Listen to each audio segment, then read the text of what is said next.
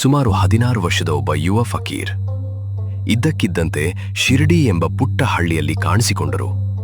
ಆದರೆ ಅವರು ಯಾರು, ಎಲ್ಲಿಂದ ಬಂದರು, ಅವರ ನಿಜವಾದ ಹೆಸರು ಏನು, ತಂದೆ ತಾಯಿ ಯಾರು? ಈ ಪ್ರಶ್ನೆಗಳಿಗೆ ಯಾರ ಬಳಿಯೂ ಉತ್ತರ ಇರಲಿಲ್ಲ. ಆಶ್ಚರ್ಯದ ಸಂಗತಿ ಎಂದರೆ ಇಂದಿಗೂ ಹಲವರ ಮನಸ್ಸಿನಲ್ಲಿ ಒಂದು ಪ್ರಶ್ನೆ ಉಳಿದಿದೆ.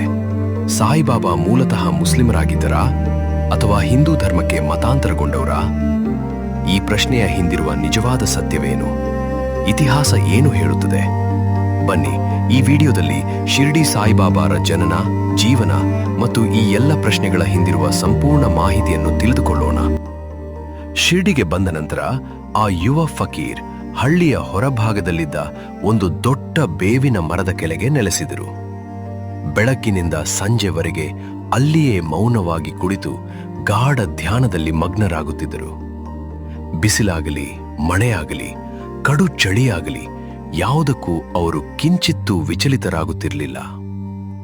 ಇದನ್ನು ಕಂಡ ಶಿರ್ಡಿ ಗ್ರಾಮದ ಜನರು ಮೊದಲು ಅವರನ್ನು ಸಾಮಾನ್ಯ ಫಕೀರ್ ಎಂದುಕೊಂಡರು. ಆದರೆ ದಿನಗಳು ಕಳೆದಂತೆ ಅವರ ಶಾಂತ ಸ್ವಭಾವ, ಎಲ್ಲರ ಮೇಲಿನ ಕರುಣೆ ಮತ್ತು ಮುಖದಲ್ಲಿದ್ದ ದಿವ್ಯ ತೇಜಸ್ಸು ಜನರನ್ನು ಆಶ್ಚರ್ಯಚಕಿತರನ್ನಾಗಿಸಿತು. ನಿಧಾನವಾಗಿ ಹಳ್ಳಿಯ ಜನರು ಅವರ ಬಗ್ಗೆ ಕುತೂಹಲ ಹೊಂದತೊಡಗಿದರು. ಈ ಯುವಕ ನಿಜವಾಗಿ ಯಾರು? ಇಷ್ಟು ಚಿಕ್ಕ ವಯಸ್ಸಿನಲ್ಲಿ ಇಂತಹ ತಪಸ್ಸು ಹೇಗೆ ಸಾಧ್ಯ ಎಂಬ ಪ್ರಶ್ನೆಗಳು ಎಲ್ಲರ ಮನದಲ್ಲೂ ಮೂಡತೊಡಗಿದವು. ಆದರೆ ಒಂದು ದಿನ ಯಾರಿಗೂ ಏನನ್ನೂ ಹೇಳದೆ ಆ ಯುವ ಫಕೀರ್ ಹಠಾತ್ತನೆ ಶಿರ್ಡಿಯಿಂದ ಕಾಣೆಯಾಗಿಬಿಟ್ರು.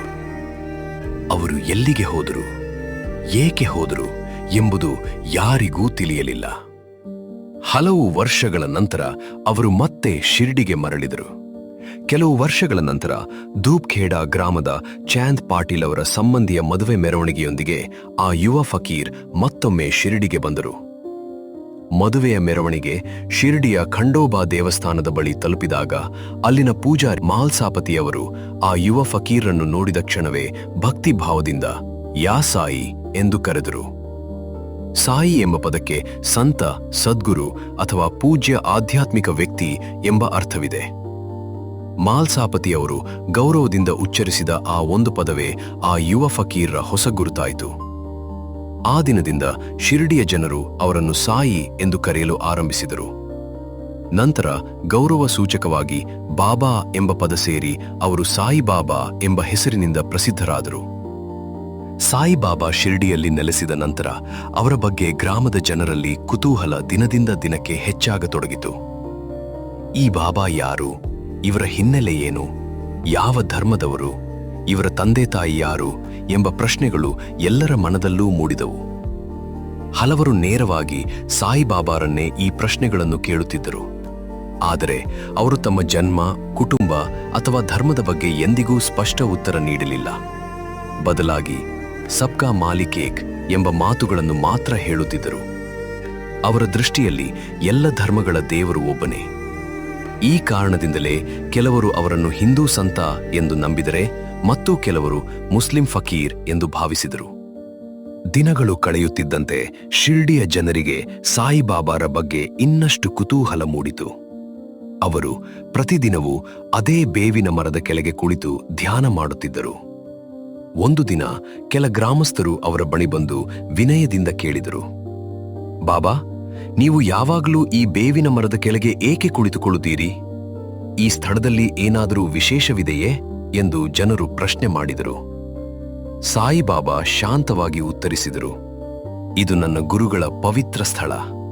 ನಾನು ಇಲ್ಲಿ ನನ್ನ ಗುರುಗಳ ಆಶೀರ್ವಾದವನ್ನು ಪಡೆದಿದ್ದೇನೆ. ಈ ಸ್ಥಳ ನನಗೆ ಅತ್ಯಂತ ಪವಿತ್ರವಾದದ್ದು. ಇದನ್ನು ಯಾವಾಗಲೂ ಗೌರವದಿಂದ ಕಾಪಾಡಿ.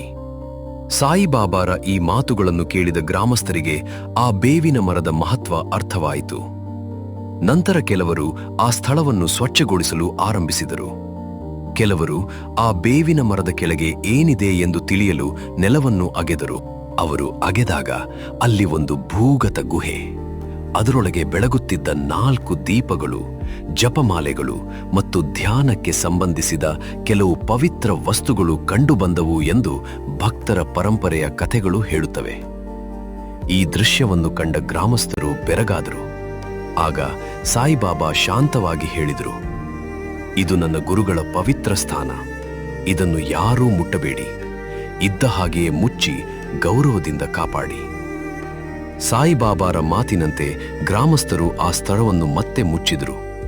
ಆ ದಿನದಿಂದ ಆ ಬೇವಿನ ಮರ ಮತ್ತು ಅದರ ಕೆಳಗಿನ ಸ್ಥಳವನ್ನು ಪವಿತ್ರವೆಂದು ಭಾವಿಸಿ ಭಕ್ತಿಯಿಂದ ಪೂಜಿಸಲು ಆರಂಭಿಸಿದರು. ನಂತರ ಸಾಯಿಬಾಬಾ ಕೆಲಕಾಲ ಗ್ರಾಮದ ದೇವಸ್ಥಾನದಲ್ಲಿ ವಾಸ ಮಾಡುತ್ತಿದ್ದರು.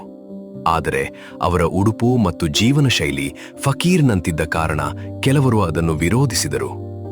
ನೀವು ಫಕೀರ್ ರೀತಿಯಲ್ಲಿ ಇದ್ದೀರಿ. ದೇವಸ್ಥಾನದಲ್ಲಿ ಇರುವುದು ನಮ್ಮ ಸಂಪ್ರದಾಯಕ್ಕೆ ವಿರುದ್ಧ. ಇದನ್ನು ಜನರು ಒಪ್ಪುವುದಿಲ್ಲ ಎಂದು ಹೇಳಿದರು.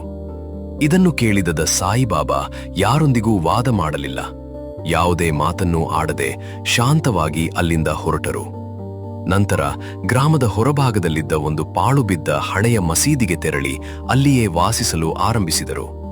ಆ ಮಸೀದಿಯನ್ನು ಹಲವು ವರ್ಷಗಳ ಹಿಂದೆ ಒಬ್ಬ ಹಿಂದೂ ವ್ಯಕ್ತಿಯು ಮುಸ್ಲಿಮರ ನಮಾಜ್ಗಾಗಿ ಕಟ್ಟಿಸಿದ್ದನೆಂದು ಹೇಳಲಾಗುತ್ತದೆ. ಆದರೆ ಕಾಲಕ್ರಮೇಣ ಅದು ಸಂಪೂರ್ಣ ಪಾಳು ಬಿದ್ದು ಅಲ್ಲಿ ನಮಾಜ್ ಕೂಡ ನಡೆಯುತ್ತಿರಲಿಲ್ಲ.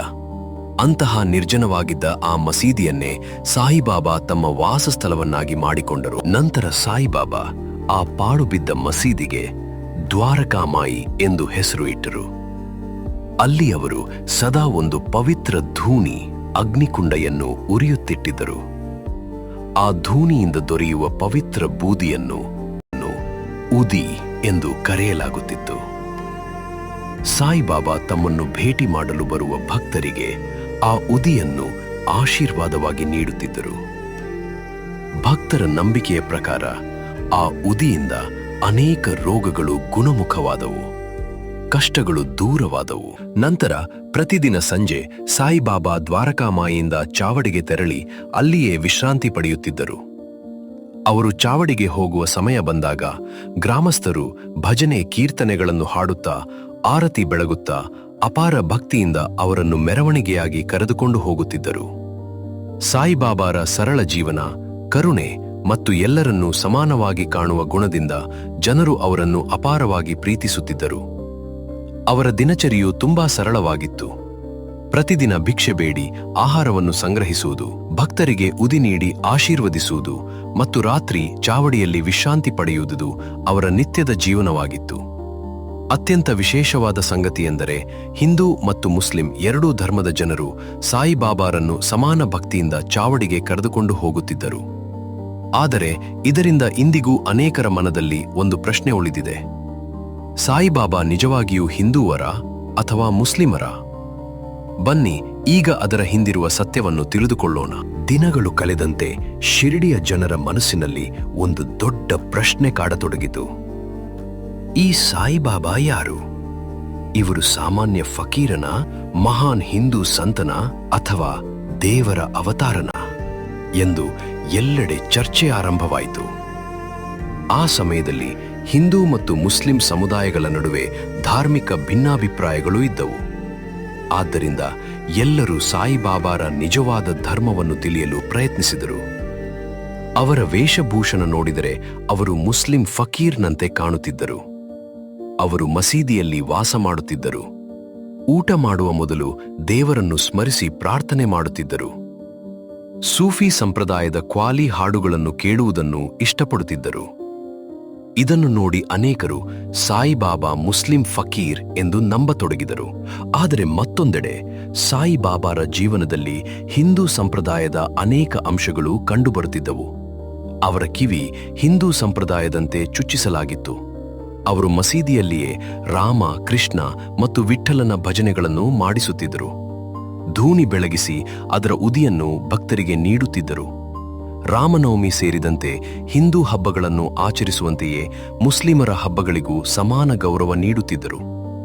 ಇದನ್ನು ನೋಡಿ ಹಿಂದೂಗಳು ಇವರು ನಮ್ಮ ಧರ್ಮದ ಮಹಾನ್ ಸಂತ ಎಂದು ಭಾವಿಸಿದರು.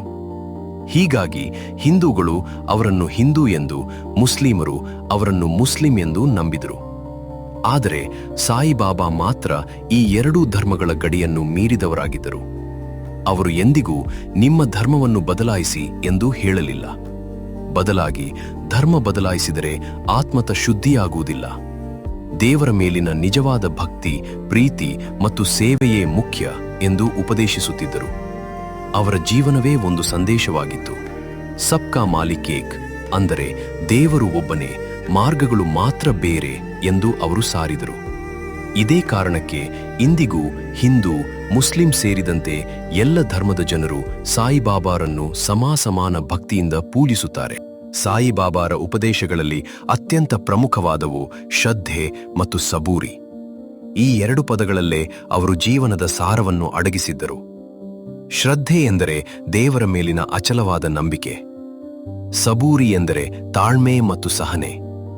ಜೀವನದಲ್ಲಿ ಎಷ್ಟೇ ಕಷ್ಟಗಳು, ಪರೀಕ್ಷೆಗಳು ಅಥವಾ ಅಡೆತಡೆಗಳು ಎದುರಾದರೂ ದೇವರ ಮೇಲಿನ ನಂಬಿಕೆಯನ್ನು ಕಳೆದುಕೊಳ್ಳಬಾರದು. ತಾಳ್ಮೆಯಿಂದ ಕಾಯಬೇಕು. ಸರಿಯಾದ ಸಮಯ ಬಂದಾಗ ದೇವರು ಖಂಡಿತವಾಗಿಯೂ ನಮ್ಮನ್ನು ಕೈ ಹಿಡಿದು ನಡೆಸುತ್ತಾನೆ ಎಂದು ಸಾಯಿಬಾಬಾ ಭಕ್ತರಿಗೆ ಉಪದೇಶಿಸುತ್ತಿದ್ದರು. ಕ್ರಿಸ್ತಶಕ 1918ರ ವಿಜಯದಶಮಿ ದಿನ ಸಾಯಿಬಾಬಾ ತಮ್ಮ ಭೌತಿಕ ದೇಹವನ್ನು ತ್ಯಜಿಸಿ ಮಹಾಸಮಾಧಿ ಹೊಂದಿದರು. ತಮ್ಮ ಅಂತಿಮ ಕ್ಷಣಗಳಲ್ಲಿಯೂ ಭಕ್ತರಿಗೆ ಪ್ರೀತಿ, ಭಕ್ತಿ, ಕರುಣೆ ಮತ್ತು ಮಾನವೀಯತೆಯ ಸಂದೇಶವನ್ನೇ ಸಾರಿದರು. ಅವರ ಪಾರ್ಥಿವ ಶರೀರವನ್ನು ಶಿರ್ಡಿಯ ಸಮಾಧಿ ಮಂದಿರದಲ್ಲಿ ಪ್ರತಿಷ್ಠಾಪಿಸಲಾಯಿತು. ಇಂದಿಗೂ ಆ ಸಮಾಧಿ ಮಂದಿರವು ಕೋಟ್ಯಂತರ ಭಕ್ತರ ನಂಬಿಕೆ ಮತ್ತು ಭಕ್ತಿಯ ಕೇಂದ್ರವಾಗಿದೆ. ಪ್ರತಿದಿನ ಸಾವಿರಾರು ಭಕ್ತರು ಹಾಗೂ ಪ್ರತಿ ವರ್ಷ ಭಾರತ ಸೇರಿದಂತೆ ಜಗತ್ತಿನ ವಿವಿಧ ದೇಶಗಳಿಂದ ಲಕ್ಷಾಂತರ ಭಕ್ತರು ಶಿರ್ಡಿಗೆ ಆಗಮಿಸಿ ಸಾಯಿಬಾಬಾರ ಸಮಾಧಿಯ ದರ್ಶನ ಪಡೆದು ಅವರ ಆಶೀರ್ವಾದವನ್ನು ಪಡೆಯುತ್ತಾರೆ. ಇದು ಶಿರ್ಡಿ ಸಾಯಿಬಾಬಾರ ಜೀವನದ ಕಥೆ. ಈ ವಿಡಿಯೋ ನಿಮಗೆ ಇಷ್ಟವಾದರೆ ಲೈಕ್ ಮಾಡಿ, ನಿಮ್ಮ ಕುಟುಂಬ ಮತ್ತು ಸ್ನೇಹಿತರೊಂದಿಗೆ ಶೇರ್ ಮಾಡಿ. ಇಂತಹ ಇನ್ನಷ್ಟು ಆಧ್ಯಾತ್ಮಿಕ ಹಾಗೂ ಇತಿಹಾಸದ ನೈಜ ಕಥೆಗಳಿಗಾಗಿ ನಮ್ಮ ಚಾನೆಲ್ ಅನ್ನು ಸಬ್ಸ್ಕ್ರೈಬ್ ಮಾಡಿ.